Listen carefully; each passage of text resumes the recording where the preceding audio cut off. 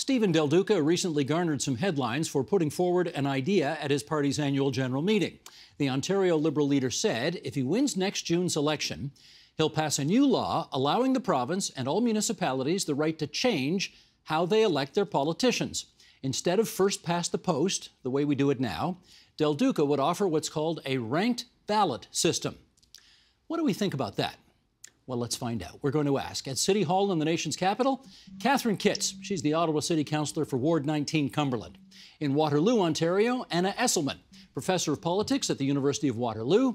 And in Barrie, Ontario, there's Dave Meslin, the longtime ranked ballot activist, creative director of Unlock Democracy Canada, and the author of Tear Down, Rebuilding Democracy from the Ground Up.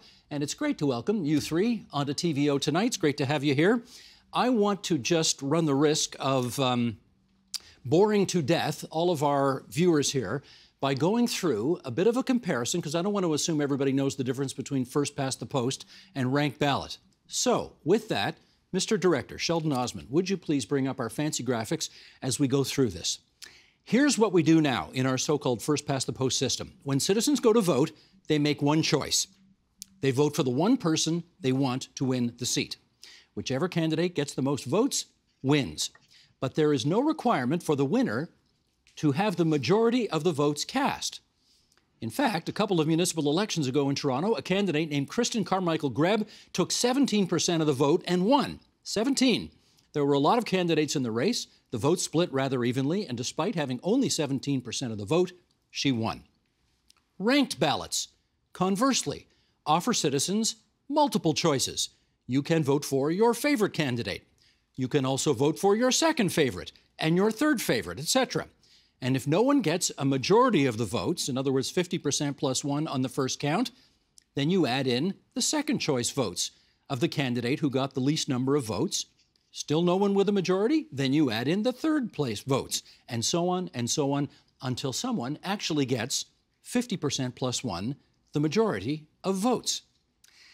Now, this system obviously has its strengths and it has its weaknesses, and let's go through those as we have this conversation tonight. I know you could each give me multiple reasons, but let's try to hold it to one off the top and get some conversation going.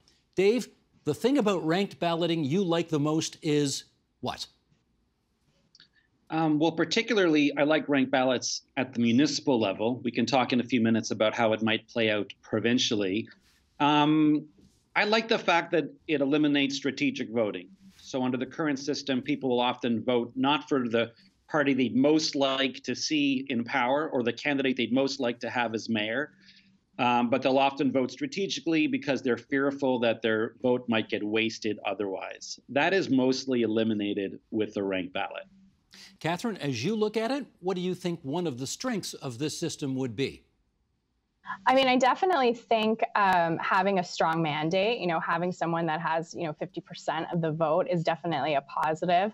My first election, the winner had 22% of the vote. So, having that support of your community, I think at the municipal level is definitely, you'd be able to go forward confident that you've got a majority of your constituents in your corner. And Anna, one of the strengths you see of ranked balloting is what? Well, I think for a number of citizens, the question is about, can they make their vote count? So in a ranked ballot system, when you can have more than one choice, it means that your vote is still in play, even if your first ranked candidate is out of the running, that your vote continues to have an impact on the outcome of the election. Let me follow up with Catherine on that, because Catherine, I know I've heard politicians tell me 1,000 times over the years, even if you didn't vote for me, I represent you, and I will take your concerns as deeply to heart as those for the people who voted for me. Is that really true? It is really true. It is not lip service. You have to represent all of your constituency. And at the municipal level, unfortunately, voter turnout generally is quite low. So, you're not only representing the people that didn't vote for you, you're representing the people that didn't vote. I would say the large majority of the people that you interact with are those constituents. So it is absolutely true, whether or not, you got a strong mandate or not, you're representing the community that you're representing at the table. Now, Dave, let me put another theory to you, and that is that if you need, as a candidate, you know, you might not get 50% plus one on the first go-round. So if you need second place and third place votes in order to help you reach that threshold, the theory is you will not be as nasty a candidate during the race because you can't demonize your opponent because you need your opponent's supporters to win. And therefore, the campaigning should be less toxic. That's the theory. Do we know if, in fact, that's the case? There's great evidence that ranked ballots does, in fact, improve civility. There's actually been, it's hard to measure civility, but there have been attempts to do that academically by the types of language used in campaigning. But again, we really have to make a distinction between municipal and provincial elections. So, Steve, if the four of us were running for mayor of whatever town, I concede already. I concede. It's in my it's in my interest to not attack my three other candidates, because I want your supporters and the other two guest supporters to consider putting me second. I'm not convinced that that would play out in the same way in provincial elections because people are often voting along party lines anyways.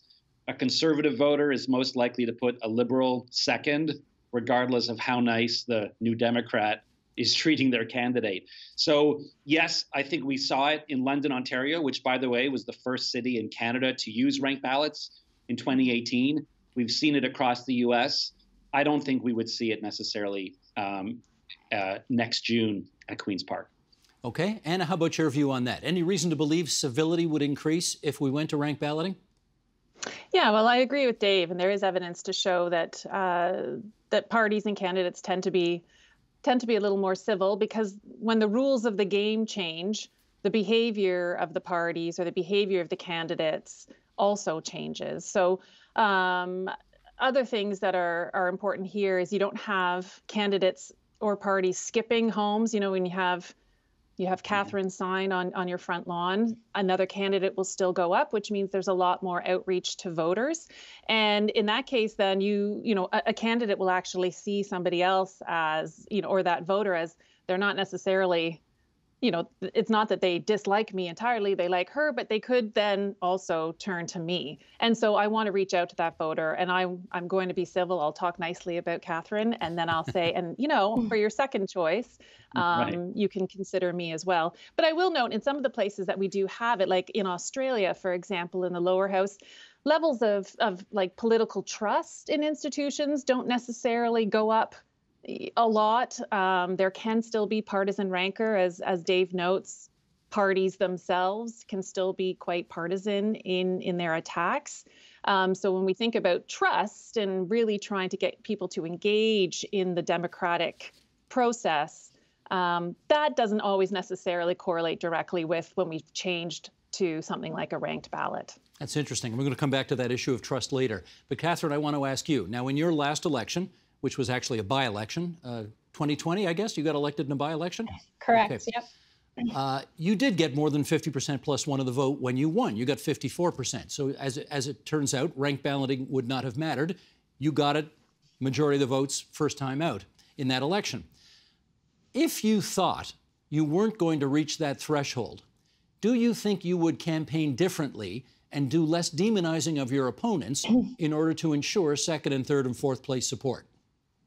Well, I kind of preach not demonizing opponents. I try and take the high road. That's sort of the characterization I've put myself in as a politician, and I encourage collaboration. I can't say ever the same about all my colleagues around the table. There's definitely a lot of rhetoric, and it's a divisive council right now. But myself personally, I didn't go on the attack. I kind of tried to reach out to voters to say, this is what I'm going to do, this is what I believe, and I'm just going to focus on myself. So perhaps that's why I was successful and got such a strong mandate.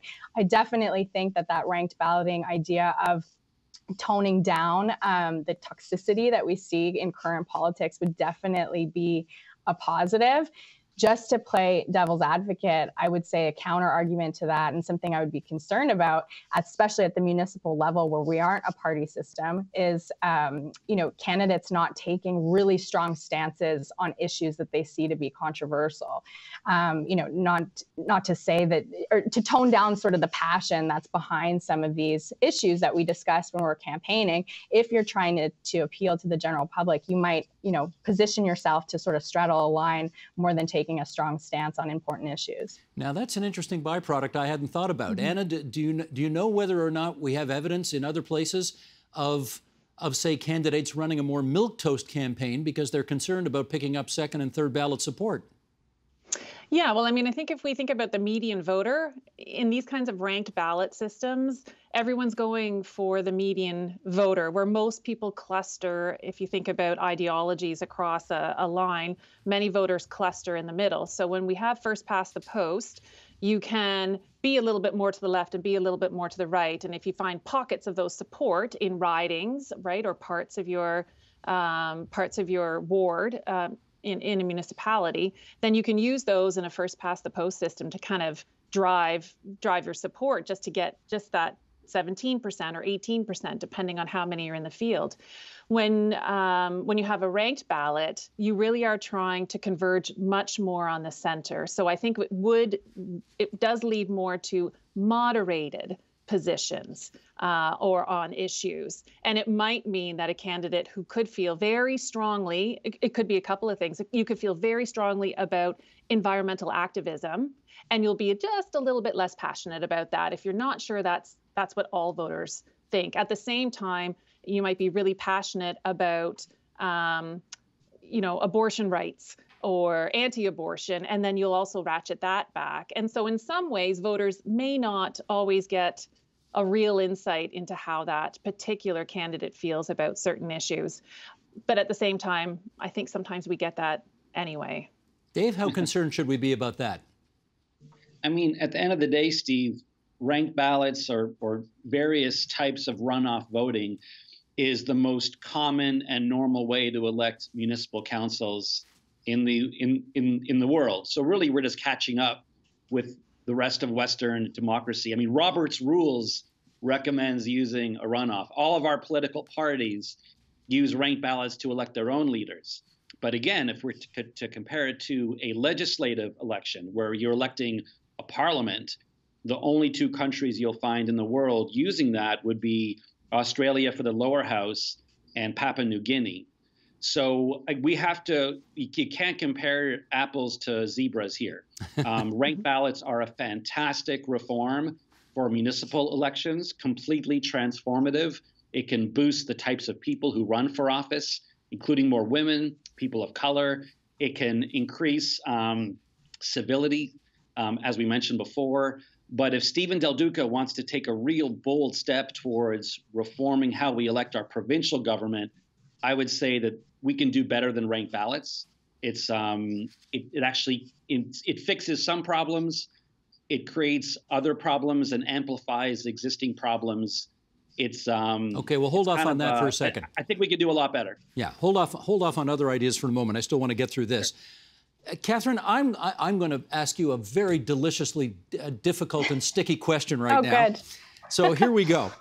I want to know, when you Ottawa City Councillors are sitting at a council meeting, if in the back of your minds you ever think to yourself, for example, I got here because I got 54% of the vote, and I am certainly more legitimate than, say, Councillor Jean Cloutier, who only got 32.8% of the vote, and yet that person is sitting on council as well. Does that ever cross anybody's minds?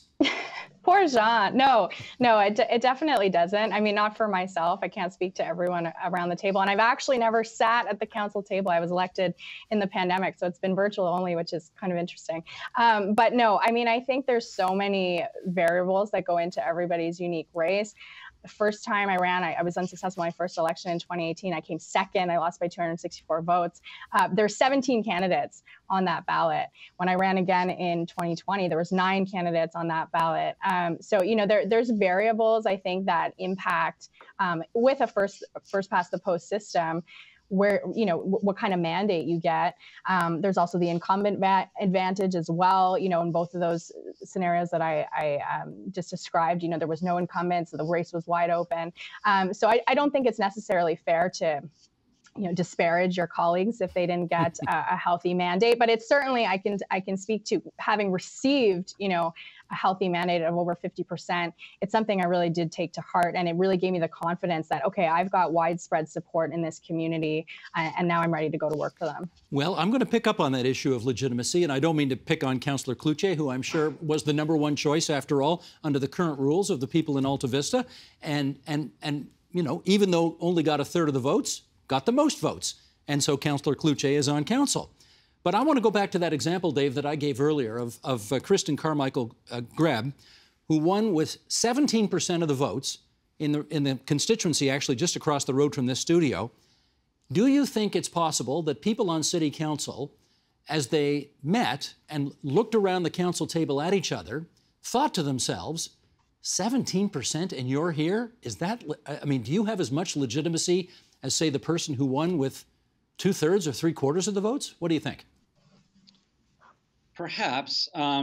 It's impossible to know. I'm more concerned about what voters think. And when someone like that wins with as low as 17%, it's kind of making a mockery of the entire concept of democracy in the first place, especially, Stephen, if it's an incumbent. Now, Carmichael Greb wasn't an incumbent in that particular election, but we've had many examples in Toronto and other cities where incumbents have won with less than 50% of the vote, which literally means you've been in office for 4 years, everyone's seen your performance, they know your name, you have all the advantages of name recognition, and most of your voters didn't want you back, yet you're back in office. That's a disgrace. That's an embarrassment.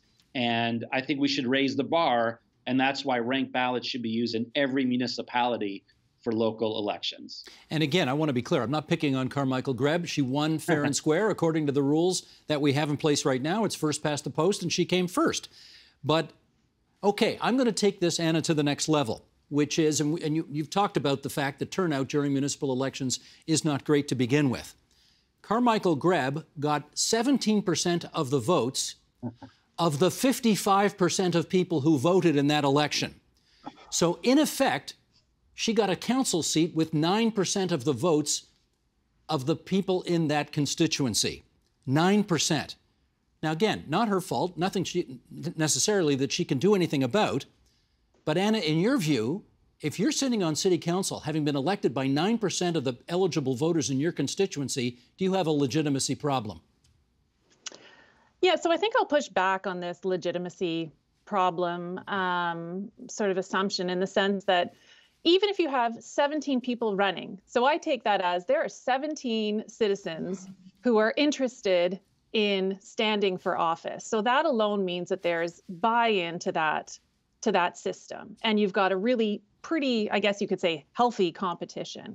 And again, you can do nothing about those rules of the game. So if that is the standard, if that's what we have set out, that's what we agree to, then you compete according to those rules, and you have a very wide field. Now, first past the post ideally was set up originally when you only had two-party competition. So in a number of places that do have first past the post, someone does win by 50% because there are only two major competing parties that are using it. Now, lots of countries do have multiple parties, but Canada was always kind of pointed out as an exception if we're looking at provincial or national. So I would still say it's legitimate. You legitimately won the seat because that happens to be the rules. If we wanted to change it so that we feel perhaps better or more strongly about voter choice in that, then we can change it. But back to your original point, it's true. Municipal elections do not generate the same kind of interest as a federal election or a provincial election for voters. So even with ranked ballots, I think one of the challenges in a municipal election might be also that it makes it a little cognitively harder for voters when they now have to know more people who are in the race. Democratically, they should absolutely know more people, but then to actually make those choices. So initially people don't even have as much of an idea of who's running municipally. And now with a ranked ballot, we're also asking them to get more information about the people who are running, which can, for a voter, be challenging. So you do have, I mean, London is a great example, but you do also have a challenge where people might still go in and say, I know Catherine, so 1, and then they stop. All right. Which is okay. And you don't have to rank your ballot. It's always optional. No, exactly. But I think ideally what we would like to see is this idea of it would motivate more people to learn more about those counselors, be able to do a good ranking so you're not wasting your vote, still counting as long as your person is still in it. I think ideally that would be one of those beneficial effects of doing a ranked ballot at the municipal level. And it's possible. London has shown that it's possible. Other cities are really interested in doing it. So now it's about the provincial government allowing this to happen at the municipal level. Well, okay, let me follow up on that because, Catherine, we well know that Premier Doug Ford, I guess, I don't know, was it a couple of years ago, basically said, no more of this. We're going to have first past the post. We're going to go back to the way it was. There is no option for any municipality in Ontario, and certainly not at the provincial level, to use this system, period, full stop. Do you think ranked balloting should be banned across the province, as the Premier has suggested?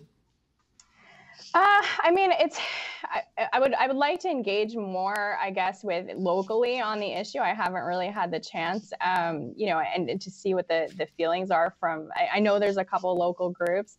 I can't say, you know, that I'm getting emails all the time saying I wish there was a ranked ballot system. I also, you know, I think if we're talking about voter reform at the municipal level, you know, is ranked balloting the silver bullet that's going to, you know, send droves more people to the ballot box? Unfortunately, I don't think so. I think that there's more that goes into it than just, you know, an administrative change the way we vote. I think as municipalities, we need to encourage voter turnout in different ways. So, you know, I think having the option on the table, perhaps, you know, as a referendum, you know, letting municipalities have a say on how they want to conduct their voting is perhaps an interesting idea. But you know, as a municipality, we're often at the mercy of the province. So we'll see what happens. Dave, you've been working for years to try to get this as an option for municipalities across the province. When the Premier came in and just out and out banned it, what was your initial reaction? Yeah, I mean, you've had me on your show for over 10 years talking about this issue. When Doug Ford banned ranked ballots, my first response was I was devastated because we've had such momentum on this issue. But then I actually started laughing because it's so ridiculous.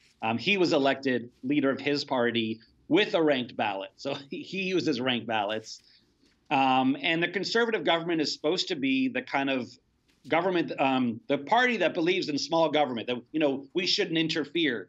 And here he was acting like a nanny state, telling London that they were being forced to switch back to first past the post, telling Kingston and Cambridge that had spent hundreds of thousands of dollars on their own referendums where the voters both voted yes to switch to ranked ballots, that they're no longer allowed to. And all the other cities that were looking at it, like Barrie and Burlington and Meaford, no one's allowed to look at it anymore. It's going to come back. The Greens, the Liberals, and the NDP have all said they're going to bring it back.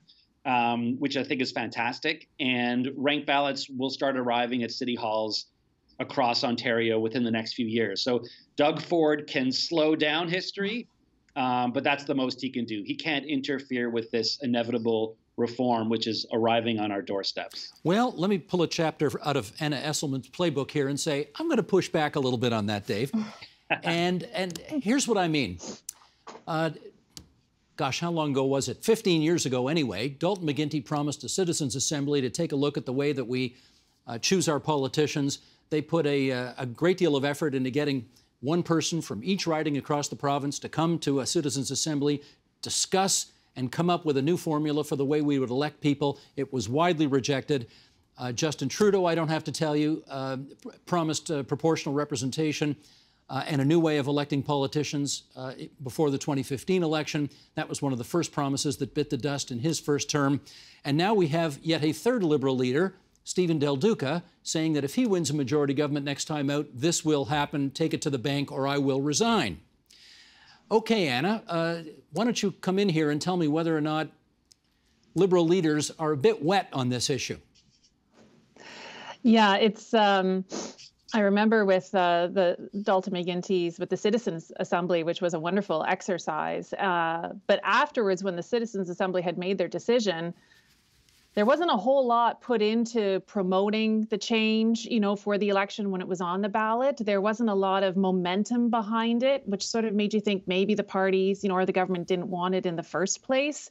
So leaders make these promises, and I would suggest, although I'm all for consultation, if there was a desire for change on this front, I think that you have to have a party, so it can be the Ontario Liberals, who say, this is what we want to do.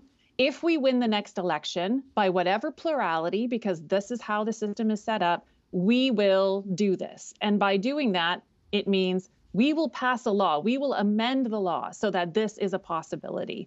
And if we go through the exercise of the Citizens Assembly and referendums, which again can be really great, but we've done them all. And if it's not a path to electoral reform in Canada or in Ontario. So if I think we have a party that feels really strongly, I would be interested to see them simply passing a law in order to implement it. And then you move forward from that point on. Catherine, do Liberals have a credibility problem on this issue? Well, I was surprised to see Steven Del Duca, stake his leadership on this issue specifically. That took me by surprise. I do know that the criticisms is that it favors the Liberal Party as, being that centrist party. And I don't disagree with that. I think we've, chatted about that this evening already, that it kind of favors that moderate approach. So, I can see him taking criticism if he does take it to the bank on that front. But at the municipal level, again, it has different implications because we're not under a party system. So it really is just, everyone for themselves running. And I think it could bring an interesting change. Dave, I wonder, did you meet with Steven Del Duca and try to pitch this issue to him? And is that part of the reason why he's championing it now? No, and in fact, we were quite disappointed that his team didn't reach out to us in advance. We're in touch with them now. To his credit, I'm very excited to see any party leader in Ontario talking about voting reform. I don't think anyone has since McGuinty about provincial reform. So I'm thrilled to see the Liberal Party put this on their radar and champion it. But you're right, there's a history of mismanagement on this topic. McGuinty started off with an amazing process, and I think Anna nailed it when she said that there was not enough public education around that. A lot of exit polls showed that in 2007, not only did voters not know enough about the two options, but they didn't even know the referendum was happening. And then, of course, Justin Trudeau created his own train wreck unnecessarily on the issue. I worry that Del Duca, even though he's trying to do it differently than either of them, is creating a third train wreck. I would encourage him to slow down a bit. I think his municipal proposal is amazing. I think his provincial proposal would benefit from a little more consultation with the other parties and with experts in the field and other stakeholders. But I'm thrilled to see that this is a priority that he wants to put forward. We've just got a few minutes left, Dave, but follow up on that if you would, and circle back to the point you made earlier, closer to the beginning of this conversation, where you said municipally this would work well, provincially you don't think it would. How come? Well, municipal and provincial elections hardly have anything in common. If you could make a list of all the different things that happen in an election, how do you nominate candidates? What does the ballot look like? How do elected officials interact with each other afterwards? What are the funding mechanisms, right? Who's funding the campaigns? They're like night and day. So whereas ranked ballots can be incredibly transformative at the municipal level, if you look at some of the biggest problems we have in provincial politics, ranked ballots doesn't fix many of them. It would eliminate strategic voting, theoretically, but in terms of lack of women representation in Queen's Park, Black, Indigenous people of color, lack of collaboration within Parliament, and the fact that our elections have actually become quite boring because we've really got two parties who've been trading power back and forth, provincially and federally, for 150 years. Ranked ballots could actually make that even worse by shutting out newer parties and smaller parties. So we don't need to reinvent the wheel here. There are common, normal, constructive voting systems being used all across the Western world. And the most common systems are some form of ranked ballot municipally, especially in a nonpartisan election, and provincially, some type of semi-proportional or hybrid proportional system. That is the norm. There's nothing scary about it. It's used all over the place. And if the Liberals are serious about taking on this issue, they should broaden their scope a bit and look beyond just ranked ballots, because it doesn't fix the main problems we have. Catherine, I know you're a municipal, not a provincial politician, but your predecessor is now a provincial politician. So as you look at this, do you see those same problems that Dave just enumerated? Yeah, I mean, I think Dave enumerated them well, and I don't have much to add. I do think, you know, it's definitely more interesting at the municipal level, again, removing the partisanship from it. You know, I think that it's an idea worth exploring, definitely. Again, do I think it's a silver bullet? Do I think it comes, you know, without its own challenges? No. However, you know, I do think it's better placed perhaps at the municipal level than at the provincial level. Last word to Anna Esselman on that issue.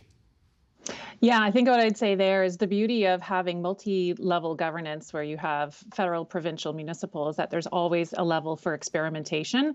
And the municipal level in this sort of initiative with a ranked ballot is a great place to start that experimentation and to learn lessons before thinking about applying it to other levels. And I agree with Dave, it's a little bit different at the provincial level, but I think what we have to decide for ourselves is what it is that we want. Is it about a mandate? Is it about a majority support? Is it about not wasting your votes? And from those questions, you can then peel back. So what would be the very best electoral reform if we're taking it to the provincial or federal level? Terrific. Well, I know if the three of you were on a ballot, I wouldn't know what to do because you'd all be my first choice. That's this voter's opinion. Catherine Kitts, the Ottawa City Councillor from Ward 19, Cumberland, thank you for joining us from City Hall. Dave Meslin, Unlock Democracy Canada, and Anna Esselman, the Professor of Political Science at the University of Waterloo. It's great to have you three on TVO with us tonight. And Catherine, I guess, should we let the cat out of the bag here? Yeah, sure. Okay, I've worked with your brother here at TVO for, I don't know how long, it's got to be 15 or 20 years, and we didn't tell him ahead of time that you were going to be on the program tonight. So I hope Daniel. I hope Daniel tuned in, watched, and was absolutely gobsmacked at seeing his baby sister on the program tonight. Anyways, thanks so much, everybody. Great to have you here. Thank you. Thank you. The Agenda with Steve Paikin is made possible through generous philanthropic contributions from viewers like you. Thank you for supporting TVO's journalism.